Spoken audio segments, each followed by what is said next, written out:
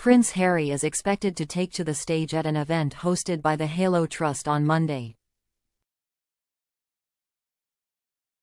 The charity rose to prominence after Princess Diana walked through an active minefield.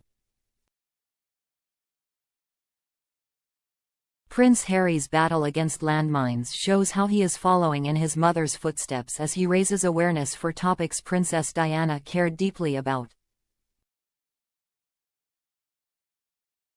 The Duke of Sussex, who celebrated his 40th birthday on September 15, is expected to take to the stage while attending an event hosted by the Halo Trust on Monday. The charity, which primarily works to clear landmines and other explosive devices left behind by conflicts, rose to prominence in 1997 after Harry's mum, Diana, walked through an active minefield in Angola. The event will take place in New York during UN General Assembly High-Level Week and Climate Week. The Prince is also set to make an appearance on behalf of the Diana Award, that was set up to reflect his late mother's belief that young people can change the world. And Harry is also set to appear at 3 other events to raise awareness for conservation and sustainable travel initiatives. A spokesperson for Harry said last month that Harry will participate in engagements with African Parks, the Halo Trust, the Diana Award, and Travelist while furthering the work of the Archwell Foundation, the non-profit organization he co-founded with his wife, Meghan Markle. Harry previously revealed he wanted to continue his mother's work, which was left unfinished due to her tragic death. He previously told former rugby player Gareth Thomas in a podcast interview, "I think once you get to meet people and you see the suffering around the world, you can't turn. I certainly can't turn my back on that." Then add in the fact that my mum's work was unfinished. I feel obligated to try and continue that as much as possible.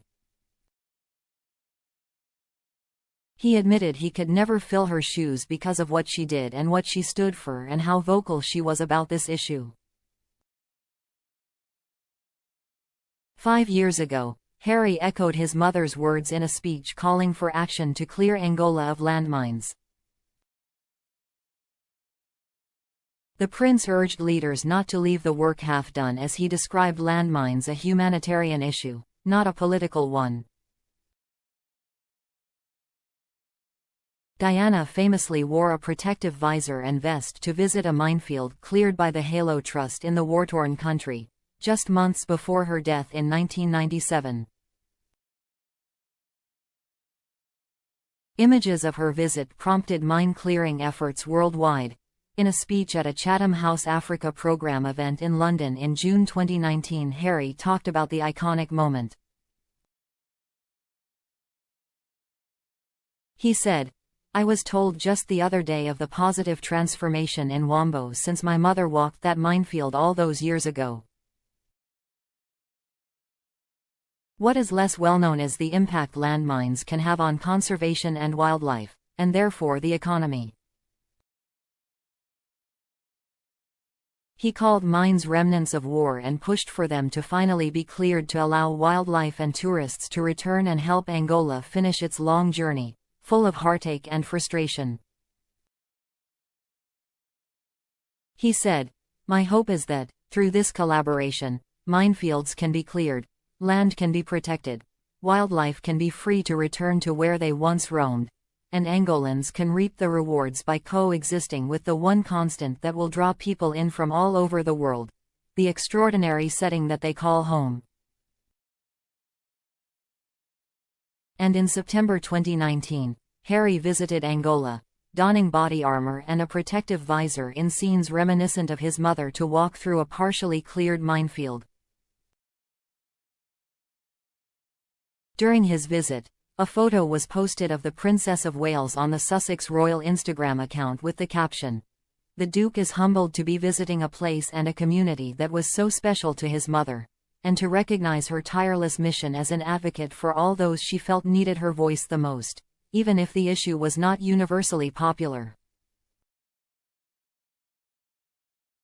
Near the southeastern town of Dirico, the Duke walked into an area that was once an artillery base for anti-government forces who had mined the position in 2000 before retreating.